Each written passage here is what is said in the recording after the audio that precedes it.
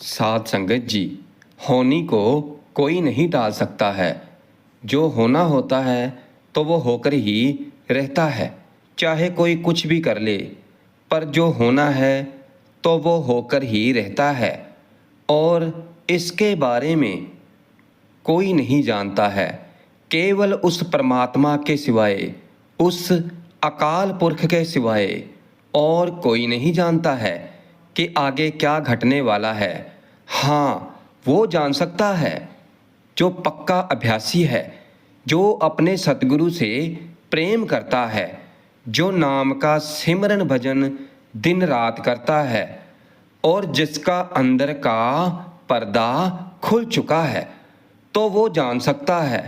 और कोई नहीं जान सकता परमात्मा के सिवाय, और कोई नहीं, क्योंकि ऐसे अभ्यासी, ऐसे साधक परमात्मा का ही रूप हो चुके होते हैं।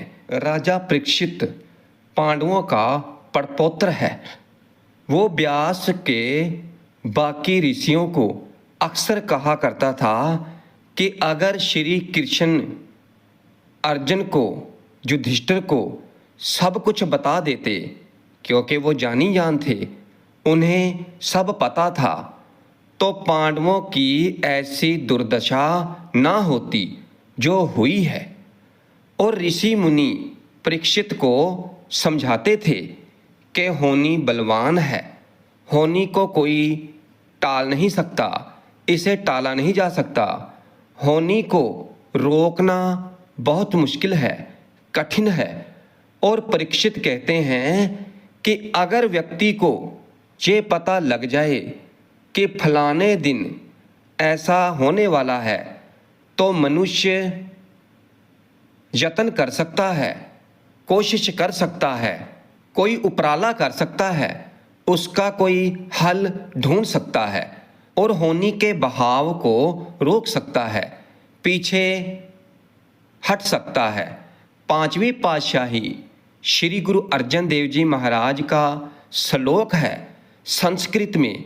आप जी कहते हैं कि बहु जतन करता बनवंतकारी सवंत सुरा चतुर दिसे होवंत आ गया भगवान पुरखे नानक कीटी मास अखर कटे। राजा परीक्षित को ऋषियों मुनियों ने बताया कि तुझे कश्यप नाम के सर्प ने डसना है, और वो भी पूर्णमासी के दिन, और उस सर्प के डसने से ही तेरी मृत्यु होगी। और समा भी बता दिया, दिन बता दिया गया कि फलाने फलाने दिन, पूर्णमासी वाले दिन कश्यप नाग के डसने से तेरी मृत्यु होगी। और फिर राजे ने एक लोहे की कोठड़ी बनवाई और पूर्णवासी वाले दिन उसमें चला गया। कोठड़ी ऐसी बनवाई कि बाहर से हवा का एक झोंका भी जाना बड़ा मुश्किल था। इस तरह की लोहे की कोठड़ी बनवाई, और चारों तरफ बड़े ही सूरबीर बली पहरे पर लगा दिए, और उनसे कह दिया कि तुम नज़र रखना कि अगर कहीं से नाग आ रहा हो तो उस पर टूट पड़ो और उसे ख़त्म कर दो। और ये कहकर उस लोहे की कोठड़ी में निश्चिंत होकर बैठा है। बहु यत्न करता बलवंतकारी सेवंत सुरा चतुस दिशे। बड़ा बलवान था, बड़े बड़े सूरवीर उसके अधीन थे, और बड़ा यत्न किया उसने अपने आप को बचाने के लिए। और फिर पूर्णमासी की रात आ गई, जब सर्प ने उसे डसना था, और कुछ समय पहले एक महात्मा जी आए और फूलों का गुलदस्ता लेकर आए, और फिर बाहर के पहरेदारों ने राजा को बताया कि एक संत जी आए हैं, दरवाजे पर खड़े हैं, और उनके हाथों में फूलों का गुलदस्ता है आपकी शुभ कामना के लिए। और फिर राजा परीक्षित ने उसे अंदर आने दिया और फिर वो फूलों का गुलदस्ता राजा के आगे रख दिया और फिर उस फूलों के गुलदस्ते के अंदर से एक कीड़ा निकला। नानक कीटी साहस अखर कते। तो वो कीड़ा बहुत ही जहरीला वो कीड़ा ही कश्यप नाग था। और फिर उसने राजा को डस लिया और फिर राजा परीक्षित उसके डसने से ही तड़प तड़प कर मर गया। वो रोता रहा, तड़पता रहा। अब रोना इस बात का है कि मैंने जो चाहा था तो वो नहीं हुआ और मैं जो नहीं चाहता था तो वो हो गया। ये संसार इतना जो रो रहा है, दुखी है, तो उसका मूल कारण जो है तो ये है कि जो हो रहा है तो ये उस मनुष्य को कबूल नहीं है। क्योंकि इंसान चाहता है कि जो मैं चाहता हूँ तो ऐसा हो, तो नहीं। क्योंकि किसी की रजा से ये दरियाव बह रहे हैं और किसी के हुक्म से ही ये सूरज, चांद, तारे गर्दिश में है। सारा का सारा ब्रह्मांड जो चल रहा है तो ये किसी की रजा में चल रहा है, किसी के हुक्म में चल रहा है। सूरज, चंद्रमा, तारे, सागर, पानी, हवा, दरियाव, तो ये इसके हुक्म के अनुसार चल रहे हैं, किसी के हुक्म के अनुसार चल रहे हैं। तो हे मनुष्य, तू गहराई से देख, क्योंकि तू भी तो उसके हुक्म में ही चल रहा है। तो अब रोना इस बात का है कि हुक्म कबूल नहीं, ये होनी कबूल नहीं। जैसे है कि हाथ में कुछ भी नहीं है। जैसे हम कहते हैं कि ये बच्चा है, नहीं, ये बच्चा हो रहा है। क्यों? क्योंकि एक पल पहले जो था तो अब नहीं है, एक दिन पहले जो था पर अब नहीं है। ये तो हो रहा है, ये बच्चा जवान हो रहा है, ये जवान बुजुर्ग हो रहा है। बच्चे का जवान होना तो ये ही एक हुक्म है, होनी है। और जवान का बूढ़ा होना एक हुक्म है, होनी है।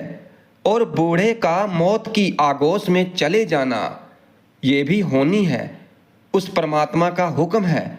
और जो हुक्म हमारे तन पर लागू है तो वही हमारे मन पर लागू है। धर्म की साधना है कि मनुष्य अपना मन परमात्मा के अनुकूल करे, परमात्मा के हुक्म के अनुसार चले।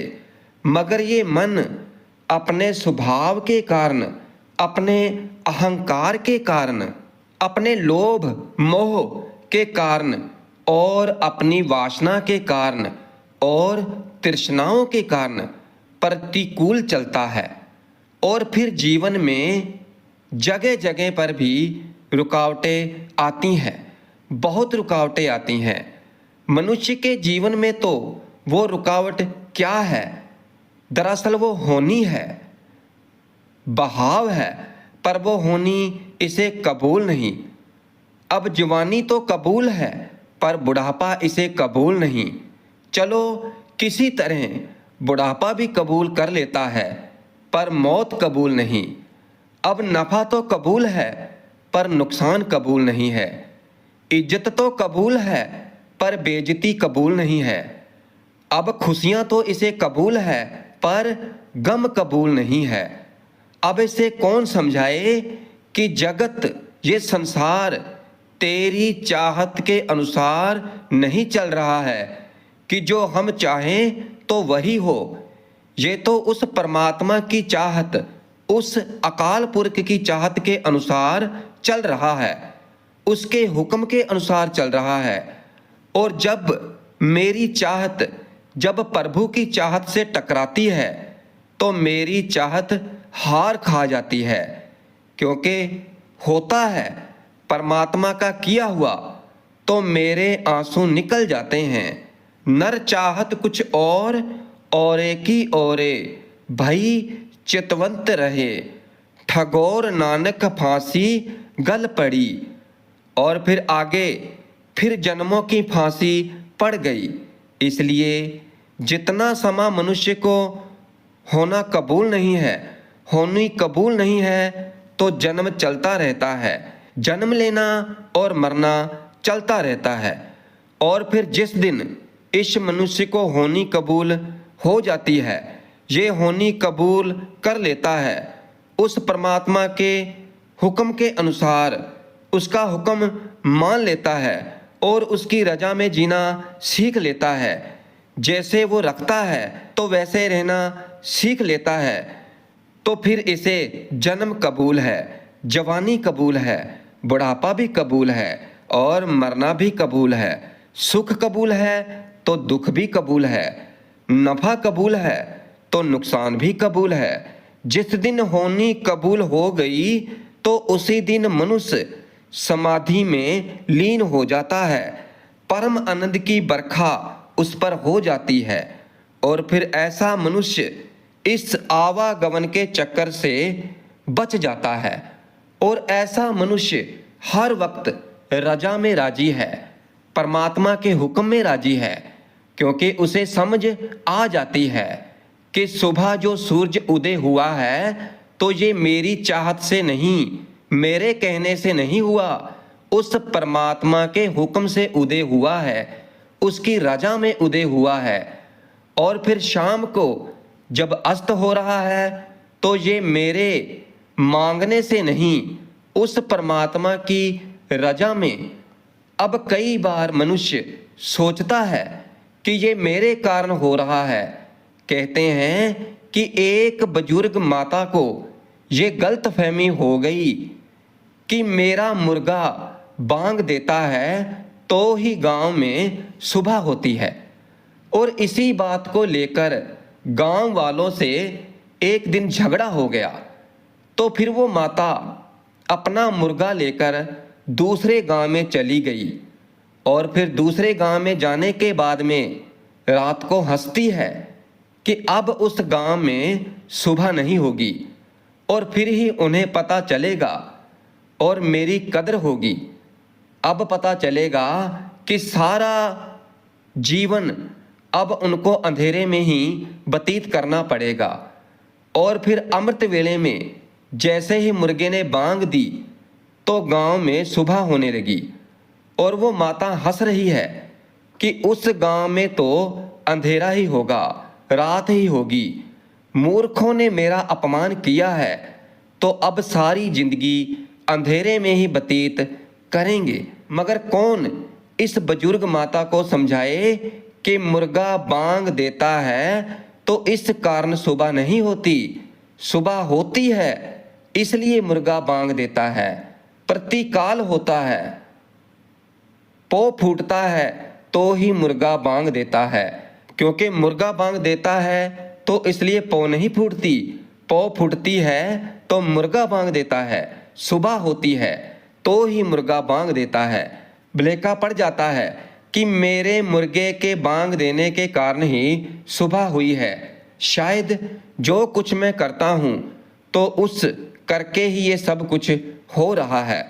अगर मेरी किरत करके ही सब कुछ हो रहा है तो फिर मेरा करना सारे का सारा सफल होना चाहिए, पर मेरा करना ये सारे का सारा सफल होता ही नहीं। मेरा करना जहाँ जहाँ प्रभु के होने के साथ शामिल हो जाता है, सहमत हो जाता है, मेरा करना उससे मेल खा जाता है, तो फिर मेरा करना जब सफल हो जाता है तो फिर मैं कहता हूँ कि ये मैंने किया है, मेरे करने के कारण मुझे सफलता मिली है। पर इसे कौन बताए कि ये तो परमात्मा का होना था और उसके होने के कारण तेरा करना मेल खा गया, उसके होने के कारण तेरा करना सफल हुआ है। तेरे करने के कारण ये होना नहीं हुआ, उसके करने के कारण तेरा करना सफल हो गया है। बस इतनी उस परमात्मा की बात समझ में आ जाए और इस समझ को कहते हैं सब कुछ हो रहा है, किया नहीं जा रहा। दिन हो रहा है, रात हो रही है, सर्दी हो रही है, गर्मी हो रही है, जन्म हो रहा है, मरण हो रहा है, सुख हो रहे हैं, दुख हो रहे हैं, ये संसार में सब कुछ हो रहा है। और फिर जिस दिन ये होनी कबूल हो गई तो उसी दिन परमात्मा कबूल हुआ। और फिर जिस दिन परमात्मा कबूल हो गया तो ऐसा मनुष्य परमात्मा का रूप हो जाता है, ईश्वर का रूप हो जाता है। अब उसकी अपनी कोई चाहत नहीं है। और फिर जब अंदर अपनी कोई चाहत नहीं तो फिर हमारा कोई रोना ही नहीं रहा, क्योंकि अब तो सिर्फ उस परमात्मा की चाहत है। अब तो जिधर दरिया बह रहा है तो उसको अपनी नाव उसी तरफ मोड़ दी है। अब तो ये परमात्मा की रजा है तो वो इसे कबूल है, वही इसे प्रमाण है। इसलिए जीवन में आनंद बन जाता है, रस भर जाता है। होनी और अनहोनी की समझ ही परमात्मा की समझ है, सतगुरु की समझ है, प्रभु की समझ है।